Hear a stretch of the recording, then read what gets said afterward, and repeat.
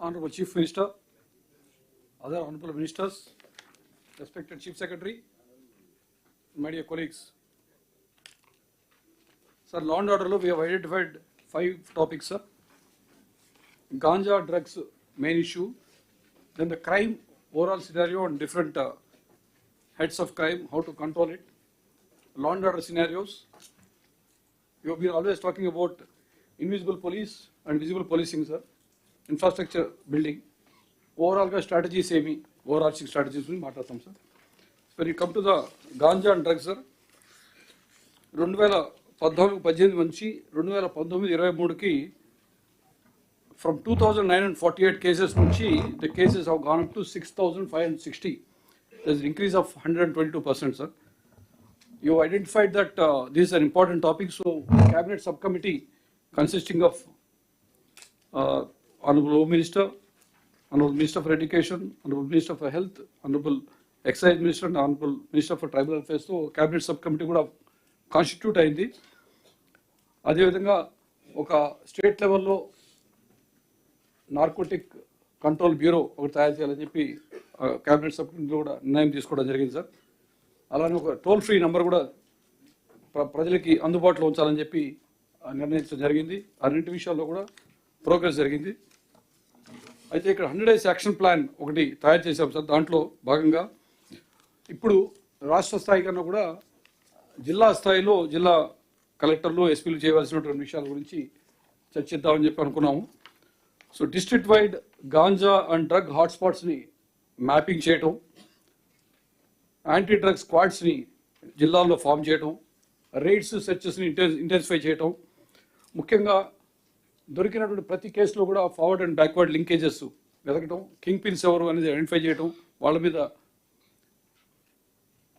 Focus చేయటం, అదేవిధంగా drug awareness campaigns community బేస్డ్గా తయారు చేయాలని, కమ్యూనిటీని ఇన్వాల్వ్ చేసుకుని డ్రగ్ అవేర్నెస్ క్యాంపెయిన్స్ చేయాలని చెప్పి అనుకుంటున్నాం డ్రగ్ విషయంలో. అంటే రాష్ట్ర స్థాయిలో ఏ విధంగా అయితే యాంటీ నార్కోటిక్ టాస్క్ ఫోర్స్ అనేది కంట్రోల్ బ్యూరోను పెట్టి, అలానే జిల్లా స్థాయిలో ప్రతి జిల్లాలో కూడా నార్కోటిక్ టాస్క్ ఫోర్స్ టీమ్స్ పెట్టాలని, ముఖ్యంగా ఈ కేసెస్ పట్టుకున్నప్పుడు ఎఫ్ఐఆర్ దగ్గర నుంచి ఇన్వెస్టిగేట్ చేయడం అంతా కూడాను ప్రాపర్గా ట్రైనింగ్ ఇవ్వాలని చెప్పి ఆఫీసర్స్ అందరికీ, సో దట్ కన్విక్షన్ బేస్డ్ యాంగిల్లో పోయే అవకాశం ఉంటుందని చెప్పి, అదేవిధంగా బార్డర్ చెక్ పోస్ట్ని ఇంటెన్సిఫై చేయటం, ఎక్కువ చేసుకోవటం, సగ్నం చేసుకోవటం, దాంట్లోనే సీసీటీవీ కెమెరాస్ అమర్చి వాటిలో టెక్నాలజీ ఉపయోగించుకొని ఏఎన్పిఆర్ సిస్టమ్ అదంతా కూడా పెట్టుకొని ఫేషియల్ రికగ్నిషన్ పెట్టుకొని బార్డర్ చెక్ పోస్ట్లో సీసీటీవీ కెమెరాస్ పెట్టాలని, తర్వాత డ్రగ్ రిహాబిలిటేషన్ ప్రోగ్రామ్ని కొంచెం సీరియస్గా డిస్ట్రిక్ట్ స్థాయిలో చేయాలని చెప్పేసి with coordination with the health department చేయాలని చెప్పి ఆలోచిస్తున్నాం, sir. When you look at the crime scenario 2014 నుంచి 2018కి 8,62,000 నుంచి 12,65,000, అంటే there is an increase of overall increase reported క్రైమ్లో జరిగింది. అందులో బాడీలీ క్రైమ్స్ వచ్చేసి 3.6% ఓవరాల్ ఇంక్రీజ్ జరిగింది. రేప్లో 45.8%, అలానే హర్ట్ కేసెస్లో 95.3% ఇంక్రీజ్ జరిగింది. వైట్ కలర్ అఫెన్సెస్లో there is an increase of 33.8% of overall increase. Cheating 47.9%, criminal breach of trust 1.7% పెరగడం జరిగింది. అదేవిధంగా అదర్ ఐపీసీ క్రైమ్స్ చూసుకున్నట్లయితే there is an overall increase of 98.2% crime increase అయింది.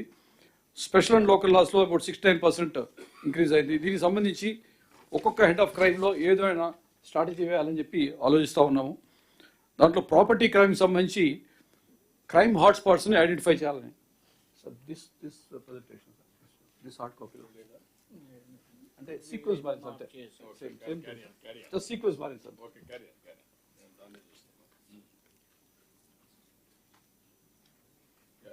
సో సార్, ప్రాపర్టీ క్రైమ్స్ని, crime హాట్స్పాట్స్ని analyse చేయటం, sir.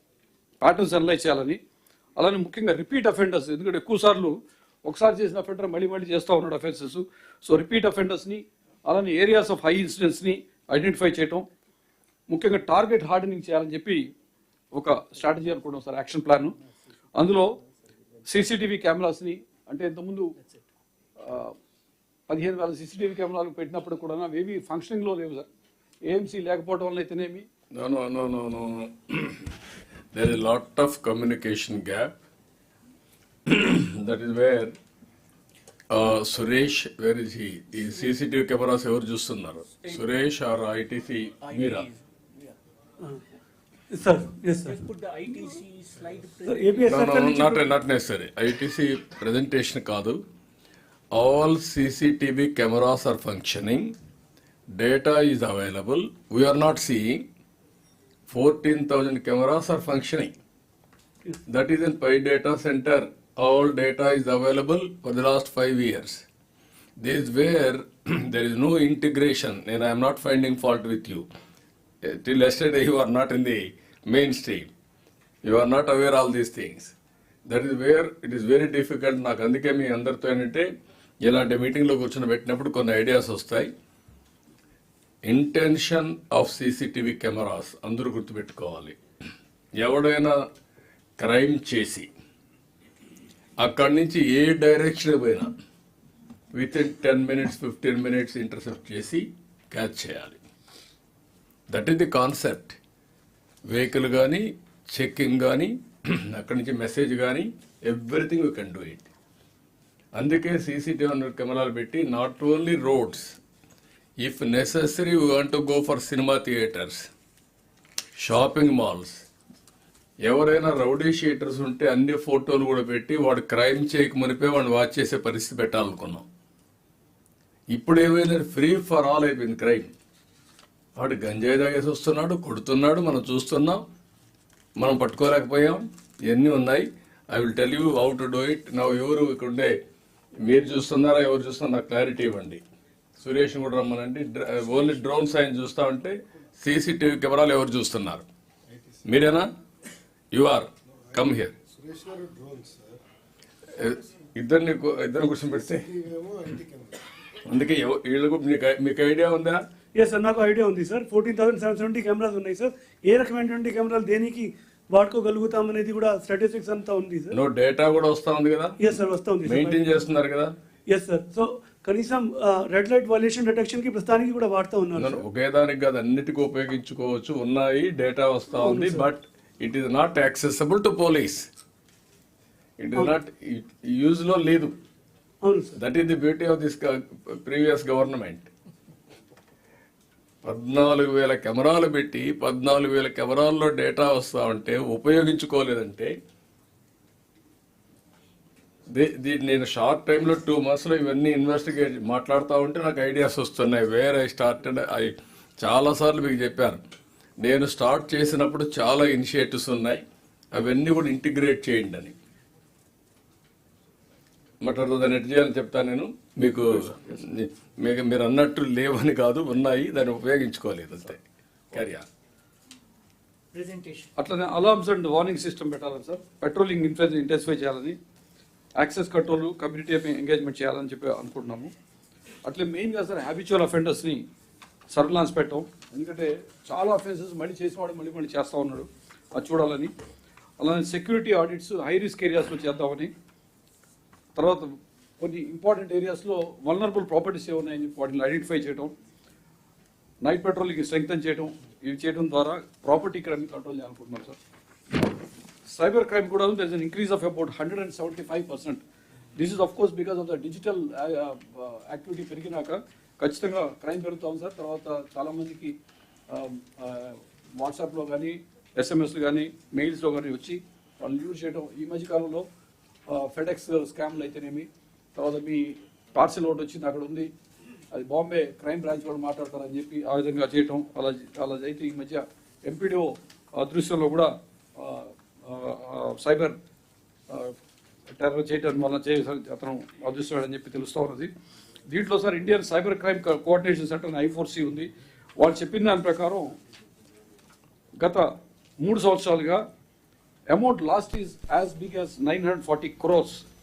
అందులో బ్యాంక్లో ఫ్రీజ్ అయిన అమౌంట్ 140 crores మాత్రమే. అందులో యాక్చువల్ విక్టిమ్స్ తిరిగి ఇవ్వగలిగింది 8 కోట్లు మాత్రమే ఇవ్వగలిగాం సార్. అంటే దిస్ షోస్ దట్ ఏదైనా ఒక ప్రాపర్టీ అఫెన్స్లో కనీసం మనం రికవరీ చేసి విక్టిమ్కి ఇవ్వగలుగుతున్నాము. సైబర్ క్రైమ్లో because most of the times offence occurs beyond the limits of the country or sometimes beyond other states ఉన్నప్పుడు కూడా పట్టుకోవడానికి కష్టమవుతూ ఉంది. ఈ 1930 అనేటువంటి టోల్ ఫ్రీ నెంబర్కి వచ్చినటువంటి కంప్లైంట్స్ యాజ్ మెనీ యాజ్ 75,000 ఉన్నాయి. సస్పెక్ట్ సిమ్స్ బ్లాక్ చేసిందే 14,000 ఉన్నాయి. ఎఫ్ఐఆర్స్ 2,048 రిజిస్టర్ అయ్యింది sir. This is extent of cyber crime.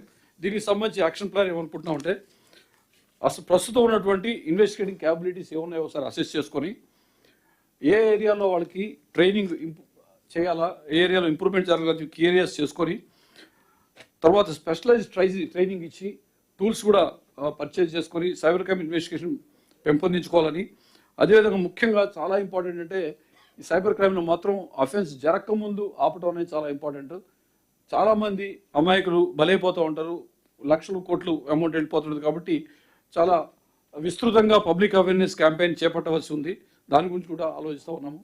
ముఖ్యంగా ప్రైవేట్ టెక్ కంపెనీస్ని పార్ట్నర్షిప్ చేసుకొని, ఎందుకంటే మాకు ఎక్స్పర్టీస్ లేనట్లయితే ఇక్కడేమీ మోడల్ లేకుండా బయట వాళ్ళ ఎక్స్పర్టీస్ తీసుకుందాం అని చెప్పి అనుకుంటా ఉన్నాము. అదేవిధంగా సైబర్ ఫారెన్సిక్ ల్యాబ్ ఫెసిలిటీస్ కూడా పెంపొందించుకోవాలనుకుంటా ఉన్నాం sir. Coming to the crime against women and children, I'm just giving the strategies which are meant for the district SPs and collectors, sir. I'm not going to the details of the statistics as such. So sexual assaults, rapes, crime against women and children ఎక్కువ అవటం వలన ఈ pending case అన్నిటి కూడా identify చేసుకొని review చేయటము, investigation fast track చేయటం, అదేవిధంగా తొందరగా ట్రయల్ అయ్యే విధంగా చూసుకోవాలని, అలానే ప్రతి పోలీస్ స్టేషన్లో కూడా విమెన్స్ హెల్ప్ డెస్క్ పెట్టుకోవాలని అనుకుంటా ఉన్నాము. ఇవన్నీ కూడా నెక్స్ట్ 100 daysలో చేయాలని ప్లాన్ చేస్తూ ఉన్నాము ప్రతి జిల్లాలో కూడా. అదేవిధంగా విమెన్ సేఫ్టీ గురించి అవేర్నెస్ క్యాంపెయిన్ చేయాలని, సెల్ఫ్ డిఫెన్స్ ట్రైనింగ్ స్కూల్స్లో కాలేజ్లో మిగతా స్టేక్ హోల్డర్స్ని ఉపయోగించుకొని చేయాలని, అలానే ముఖ్యంగా ఆన్లైన్ హ్యారాస్మెంట్ విషయంలో డెడికేటెడ్ సైబర్ సెల్ ప్రతి చోట కూడా ఎస్టాబ్లిష్ చేసుకోవాలనుకుంటా ఉన్నాము. డయల్ 112కి సంబంధించినటువంటి వచ్చేటువంటి విమెన్ సేఫ్టీకి సంబంధించి దానికి కూడా బయట పబ్లిసిటీ ఇవ్వాలని, అదేవిధంగా సీసీటీవీ కవరేజ్ వల్నరబుల్ ఏరియాస్లో పెంచుకోవాలని చెప్పి అనుకుంటా ఉన్నాం సార్. ఇదే విషయంలో లాంగ్ టర్మ్లో ఏమనుకుంటామంటే ఏఐ బేస్డ్ సీసీటీవీ అనలిటిక్స్, అంటే సీసీటీవీలో మాకు వచ్చిన అనలిటిక్స్ని ఆర్టిఫిషియల్ ఇంటెలిజెన్స్ ద్వారా అది ఎలా ఉందని తెలుసుకొని రియల్ టైం థ్రెట్ డిటెక్షన్ తెలుసుకోవాలని, అదేవిధంగా emergency response GPS enabled app కూడా తయారు చేసుకొని, ఇంతకుముందే ఉంది సార్ అది, దాన్ని మళ్ళీ యాక్టివేట్ చేసుకోవాలని చెప్పి అనుకుంటా ఉన్నాము. సైబర్ పెట్రోల్ యూనిట్ ఒకటి పెట్టుకొని ముఖ్యంగా సోషల్ మీడియాలో జరుగుతున్నటువంటి పొటెన్షియల్ ప్రిడేటర్స్ని ఐడెంటిఫై చేయడానికి, మానిటర్ చేయడానికి పెట్టాలని, deploy GS mapping to identify high risk జోన్స్ని ఐడెంటిఫై చేయాలని చెప్పేసి VR based training virtual reality based training, body worn cameras కూడా బాగా డిప్లాయ్ చేసి ముఖ్యంగా with real time streaming capacity ఉన్నట్లయితే దాన్ని ఆ క్యాపబిలిటీస్ పెంపొందించుకోవాలనుకుంటా ఉన్నాం. This is a long term plan which will do beyond 100 days also sir. అదేవిధంగా SC/STకి సంబంధించిన క్రైమ్ని కూడాను కంట్రోల్ చేయడం కోసం district wide audit of the cases, atrocity cases జరుగుతుందని చెప్పి ఆడిట్ చేయటం, ముఖ్యంగా అగైన్ ఫైనలైజ్ అండర్ ఇన్వెస్టిగేషన్ తొందరగా చేయటం, ఛార్జ్ షీట్స్ త్వరితంగా వేయటం, ట్రయల్ కేసెస్ని PT కేసెస్ని క్లోజ్గా మానిటర్ చేసుకోవటం, ముఖ్యంగా మళ్ళీ దీంట్లో కూడాను కమ్యూనిటీ అవుట్ రీచ్ ప్రోగ్రామ్స్ చేసుకోవడం ద్వారా కంట్రోల్ చేయాలనుకుంటా ఉన్నాం సార్. సార్ రోడ్ యాక్సిడెంట్స్ విషయంలో this is one thing which is concerning. ఈ మధ్య కొంతకాలంలో కొంత తగ్గుముఖం పట్టినట్టుగా అనిపించినప్పటికీ యాక్సిడెంట్స్ మనం తీసుకున్న కొన్ని చర్యల వల్ల ముఖ్యంగా బ్లాక్ స్పాట్స్ అన్ని ఐడెంటిఫై చేయటం, తర్వాత special road safety task force పెట్టుకొని ట్రాఫిక్ రూల్స్ని సరిగా ఎన్ఫోర్స్ చేసుకోవడం ద్వారాను, అవేర్నెస్ ప్రోగ్రామ్స్ కండక్ట్ చేయడం ద్వారాను, అదేవిధంగా అడ్వాన్స్ ట్రాఫిక్ మేనేజ్మెంట్ సిస్టమ్స్ని ఇంప్లిమెంట్ చేసుకోవడం ద్వారాను, తర్వాత సేఫ్ డ్రైవింగ్ క్యాంపెయిన్ చేయడం ద్వారా రోడ్ యాక్సిడెంట్స్ని కంట్రోల్ చేయాలని చెప్పి అనుకుంటా ఉన్నాం sir. Coming to the murders sir, pattern of murders, violent crime ఎట్లా ఉందో ఒకసారి ఐడెంటిఫై చేసుకోవటం, ముఖ్యంగా డయల్ 100కి వచ్చేటువంటి కాల్స్ ద్వారాను మాకు వచ్చిన ఇన్ఫర్మేషన్ ప్రకారం దాన్ని అనలైజ్ చేసుకోవడానికి ఒక విషయం అయితే, అదేవిధంగా పొటెన్షియల్ ట్రబుల్ మాంగర్స్ ఎవరున్నారు అని ఆలోచించుకోవటం, ఆ తర్వాత విజిబుల్ పోలీసింగ్ పెంచాలి. ఇక్కడ మాత్రం ఈ మర్డర్స్ పబ్లిక్ ఆర్డర్కి సంబంధించిన అఫెన్స్ కంట్రోల్ చేయాలంటే కొంచెం ఆ క్రైమ్ ప్రోన్ ఏరియాలో విజిబిలిటీ ఆఫ్ పోలీస్ ఎక్కువ కనిపించాలా, అక్కడ ప్రెజెన్స్ ఉండాలా, పికెట్స్ ఆర్గనైజ్ చేసుకోవాలా, వాళ్ళు కూడా యాక్టివ్గా ఉండాలని చెప్పి అనుకుంటా ఉన్నాము. అదేవిధంగా కమ్యూనిటీ పోలీసింగ్ ఇనిషియేటివ్స్ పెంపొందించుకోవడం, ముఖ్యంగా fire arms, bombs, other weapons వీటిని ఎప్పటికప్పుడు రెగ్యులర్గా చెక్ చేసుకోవటం, అదేవిధంగా వాళ్ళకు ఉన్నటువంటి లైసెన్సెస్ రెన్యూ చేసుకుంటారా లేదా చూసుకోవటం, తర్వాత ఫారెన్సిక్ క్యాపబిలిటీస్ పెంచుకోవటం, ఇంటెలిజెన్స్ని పెంపొందించుకోవటం, ప్రిడిక్టివ్ అనాలిసిస్ చేసుకోవడం ద్వారా అసలు ఎట్లా ఉందని చెప్పి ఎక్కడ జరిగే అవకాశం ఉందని చెప్పి మేము ఆలోచించుకోవటం ఒకటైతే, లాంగ్ టర్మ్లో వచ్చేసి ముఖ్యంగా పొటెన్షియల్ క్రైమ్ హాట్స్పాట్స్ మీద విషయంలో ఉన్నటువంటి డేటాను సరిగా ప్రిడిక్టివ్ పోలీసింగ్ సాఫ్ట్వేర్ పెట్టుకోవడం ద్వారాను, అదేవిధంగా ఆర్టిఫిషియల్ ఇంటెలిజెన్స్ వాడుకుంటూ ఫేషియల్ రికగ్నిషన్ ద్వారాను సీసీటీవీలు సరిగా ఉన్నటువంటి ఇన్ఫర్మేషన్ తీసుకోవాలని చెప్పి అనుకుంటా ఉన్నాము. అదేవిధంగా మొబైల్ ఫారెన్సిక్ ల్యాబ్స్ని పెంపొందించుకోవటం, తర్వాత AI based case management systems develop చేసుకోవాలనుకుంటా ఉన్నాం మేము. అదేవిధంగా ఏదైనా సీన్ ఆఫ్ ఆఫెన్స్ ప్రిజర్వ్ చేసినాక జరిగేటువంటి ఎవిడెన్స్ని కలెక్ట్ చేయడం ఎంతవరకు అవసరం అయితే ఎంత అవసరమో, అదేవిధంగా ఏదైనా ఒక చిన్న టెంపరేచర్ కానీ లేకపోతే హ్యూమిడిటీ కానీ జరిగినప్పుడు అక్కడ ఉన్నటువంటి ఆ ఎన్విరాన్మెంటల్ చేంజెస్ వల్ల మళ్ళీ ఎవిడెన్స్ దెబ్బతినే అవకాశం ఉంది. దాన్ని కూడా ప్రిజర్వ్ చేసుకొని మానిటర్ చేసుకోవడం ద్వారా ఐఓటీ బేస్డ్ ఎన్విరాన్మెంటల్ సెన్సర్స్ పెట్టుకొని ఏదైనా ఎవిడెన్స్ మళ్ళీ చెడిపోకుండా దాన్ని మళ్ళీ ప్రిజర్వ్ చేసుకోవడం ద్వారా చేయాలని చెప్పి ప్లాన్ చేస్తూ ఉన్నాం సార్. ముఖ్యంగా ఫ్యాక్షన్ వైలెన్స్ రైట్స్ విషయంలో యాక్షన్ ప్లాన్ కూడా తయారు చేసుకున్నాము. పొటెన్షియల్ ఫ్లాష్ పాయింట్స్ రైవల్ గ్రూప్స్ని ముందుగానే ఐడెంటిఫై చేసుకొని మ్యాప్ చేసి పెట్టుకోవటం, ఇంటెలిజెన్స్ గ్యాదరింగ్ సరిగ్గా పెట్టుకోవటం, పీడీ యాక్ట్ ఎక్కడ అవసరమైతే అక్కడ పీడీ యాక్ట్ని వాడుకోవటం, పీస్ కమిటీస్ ద్వారాను క్యూఆర్టీస్ క్విక్ రెస్పాన్స్ టీమ్స్ పెట్టుకోవడం ద్వారాను, రైట్ కంట్రోల్ ఎక్విప్మెంట్ ట్రైనింగ్ రెగ్యులర్గా ఇచ్చుకోవడం ద్వారాను, అర్లీ వార్నింగ్ సిస్టమ్ పెట్టడం ద్వారాను, ముఖ్యంగా మళ్ళీ అగైన్ ఇల్లీగల్ ఆర్మ్స్ అవి రైడ్ చేయడం సెర్చ్ చేయడం ద్వారా దాన్ని కంట్రోల్ చేయాలనుకుంటా ఉన్నాం sir. When it comes to left-wing extremism, we have two major districts now which are now affected with left-wing extremism. Alluri Sitaramraju district, LW affected district కింద government of India చెప్పినారు, identify చేశారు. పార్వతీపురం జిల్లాని legacy and trust district కింద మాత్రమే identify చేశారు MHA. ప్రస్తుతం ఇంకా అది తప్పించి మనకు పెద్ద ఎల్డబ్ల్యూ యాంగిల్ ఎక్కువ ఇదేం లేదు. ఏపీ ఛత్తీస్గఢ్ బార్డర్లోను అదేవిధంగా ఏఓబి ఏరియాస్లో జాయింట్ ఆపరేషన్ చేయటం, అదేవిధంగా విఐపీ సెక్యూరిటీ గురించి ఇంటెలిజెన్స్ నెట్వర్క్ పెంపొందించుకోవటం, కమ్యూనిటీ అవుట్ రీచ్ ప్రోగ్రామ్స్ ద్వారా వాళ్ళని ప్రజల్ని నక్సలిజం వైపు వెళ్లకుండా మన వైపు తిప్పుకోవడానికి ప్రయత్నించడం. ముఖ్యంగా ఇంతకుముందు కూడా మనం చేసాం సార్, అర్లియర్ టెక్నిక్లో కూడా మీరు ఉన్నప్పుడు చేసినాము. Skill development, employment generation, vocational trainings ఇవ్వడం ద్వారా వారికి ఒక విధమైనటువంటి ఉపాధి కల్పించడం ద్వారా ప్రజలు అటువైపు వెళ్ళకుండా చూసేటువంటి ఆలోచన. అదేవిధంగా flow of funds, logistics identify చేసి వాళ్ళకి వెళ్లకుండాను మనం ఆపటం. ముఖ్యంగా బయటికి ఏం కనపడకపోయినా అర్బన్ మావోయిస్ట్, అర్బన్ యాక్టివిస్ట్ కొంతమంది చాలా యాక్టివ్గా ఉంటారు, వాళ్ళ మీద కంట్రోల్ చేయడం, వాళ్ళ మీద ఇంటెలిజెన్స్ డెవలప్ చేయడం ద్వారాను అది కంట్రోల్ చేయగలుగుతాము. ముఖ్యంగా ఏదైనా కొంత డెవలప్మెంటల్ యాక్టివిటీస్ ఏదైతే ఆగిపోయినాయో వాటిని మళ్ళీ రీస్టార్ట్ చేసుకోవటం, ముఖ్యంగా రోడ్స్ అయితేనేవి, మొబైల్ టవర్స్, తర్వాత ఇంటీరియర్స్, పోలీస్ స్టేషన్ కట్టుకోవడం, ఇవన్నీ చేయడం ద్వారా అదర్ గవర్నమెంట్ ఏజెన్సీతో కోఆర్డినేట్ చేసుకొని చేయాలని చెప్పి ఆలోచిస్తూ ఉన్నాము sir. Invisible police and visible policing అనేది పొద్దున కూడా మీరు చెప్పడం జరిగింది సార్. దాని గురించి కూడాను మేము ముఖ్యంగా విజయవాడ, విశాఖపట్నం ఏరియాలో కొన్ని ప్రత్యేక ఇనిషియేటివ్స్ తీసుకుందాం అనుకుంటున్నాము. AI based traffic management system కూడా పెట్టాలనుకుంటున్నాం. అంటే ఇంతకుముందు మొన్న చూసాం మేము, కొన్ని కంట్రీస్లో ఉందని చెప్పారు. ఫర్ ఎగ్జాంపుల్ మొన్న చూసినట్లు హెల్మెట్ లేకుండా ఎవరు వెళ్తూ ఉంటే ఆటోమేటిక్గా అక్కడ ఆగిపోవడం, రెడ్ లైట్ ఎంతసేపు వాళ్ళు హెల్మెట్ పెట్టుకునే వరకు కాలకుండా ఉండే విధంగా ఐడెంటిఫై చేయడం. అదేవిధంగా ఈ పహారాన్ని ఈ మధ్య విజయవాడలో స్టార్ట్ చేయాలి. అది విజయవాడ, విశాఖపట్నంలో ఇనిషియల్గా స్టార్ట్ చేద్దాం అనుకుంటున్నాం సార్. అది ఏఐ బేస్డ్ ట్రాఫిక్ మేనేజ్మెంట్. అదేవిధంగా ఈ పహారా ఒకటి మొన్నే విజయవాడలో స్టార్ట్ చేశారు. అది geo mapping of all the suspects, అది గాంజా అఫెండర్ కావచ్చు, ప్రాపర్టీ అఫెండర్ కానీ వాళ్ళందరినీ జియో మ్యాపింగ్ చేసి ఈ బీట్ అతను అక్కడికి వెళ్ళాడా లేదా అనేది బుక్లో రాసుకుపోయిన ఆటోమేటిక్గా ఏ విధంగా చేయాలనుకుంటున్నాము. కెమెరాస్ అన్నావు, ఇప్పుడు మీరు ఆల్రెడీ చెప్పారు సార్. బట్ ఆఫీస్ సిస్టమ్ ఒకటి automatic finger print system last time మీరు ఇంట్రొడ్యూస్ చేశారు sir. One of the best systems in the country. మనం చాలా కేసులు డిటెక్ట్ చేసాం. అది పూర్తిగా సర్వర్ కాలిపోవడం వల్ల అది మూతపడిపోయింది. దాని ఇప్పుడు తెలంగాణ వాళ్ళతో డీజీ గారితో బతిలాడుకుని ప్రస్తుతానికి మేము ఏదో నడిపిస్తూ ఉన్నాము. దీన్ని మళ్ళీ రివైవ్ చేసుకోవాల్సిన అవసరం ఉంది సార్. అదేవిధంగా డ్రోన్ సర్విలాన్స్ని రియల్ టైంలో చేసుకోవటం, అఫెన్సెస్ని జియో మ్యాపింగ్ చేయడం ద్వారాను ఈ విధంగా లాంగ్ టర్మ్లో invisible police and visible policing చేయాలని చెప్పి అనుకుంటా ఉన్నాం సార్. ఇప్పుడు మన కొత్తగా ఏర్పడిన జిల్లాలు 8 జిల్లాల్లో మహిళా పోలీస్ స్టేషన్లు, అదేవిధంగా సెంట్రల్ క్రైమ్ స్టేషన్లు లేవు. వాటిని ఏర్పాటు చేసుకోవాలనుకుంటా ఉన్నాం ఇన్ఫ్రాస్ట్రక్చర్ విషయంలో. అదేవిధంగా బాడీ వార్న్ కెమెరాస్ ఆల్మోస్ట్ మూతపడి అవి పనిచేయట్లేదు, అవి మళ్ళీ మేము రివైవ్ చేసుకోవాలనుకుంటున్నాం. Clues team, forensic teams, canine squads, dog squads వాటిలన్నీ కూడా బాగా విస్తృతంగా వాడుకోవాలని చెప్పి అనుకుంటా ఉన్నాము. ఆ తర్వాత డిస్ట్రిక్ట్ కమాండ్ కంట్రోల్ సెంటర్స్ని కూడాను ఎక్కడైతే కొత్తగా జిల్లాల పట్టి వాటిలో కూడా ఏర్పాటు చేసుకుందాం అనుకుంటా ఉన్నాం. Finally sir we have over arching strategies అని చెప్పి ఓవరాల్గా ఏం చేయాలి కాంప్రహెన్సివ్గా ఆలోచిస్తూ ఉన్నాం. ఇప్పుడు ముఖ్యంగా వీక్లీ రివ్యూ మీటింగ్స్ పెట్టుకొని ఇప్పుడు ఉన్నటువంటి ఇనిషియేటివ్స్ కానీ అనుకుంటూ ఆలోచనలు ఎక్కడి వరకు వెళ్ళినప్పుడు చూసుకోవటం, అదేవిధంగా నేబరింగ్ డిస్ట్రిక్ట్స్ తర్వాత స్టేట్ లెవెల్ ఏజెన్సీస్తో కోఆర్డినేషన్ పెట్టుకోవటం, data analytics systems for crime mapping ముఖ్యంగా ప్రెడిక్షన్ చేసుకోవాలనుకుంటా ఉన్నాం.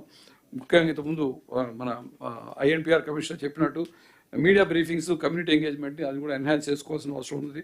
తర్వాత పోలీస్కి రెగ్యులర్గా కొన్ని ఒక 5 సంవత్సరాలుగా వెల్ఫేర్ ప్రోగ్రామ్స్ అన్ని మూతపడిపోయి వాటిని కొంచెం చేసినట్లయితే వాళ్ళు ఇంకాస్త వాళ్ళలో మనోస్థైర్యం ఏర్పడి మొరాల్ పెంపొందించుకోవాలని చెప్పి అనుకుంటా ఉన్నాం. So these are some of the strategies that we have for the next 100 days, sir.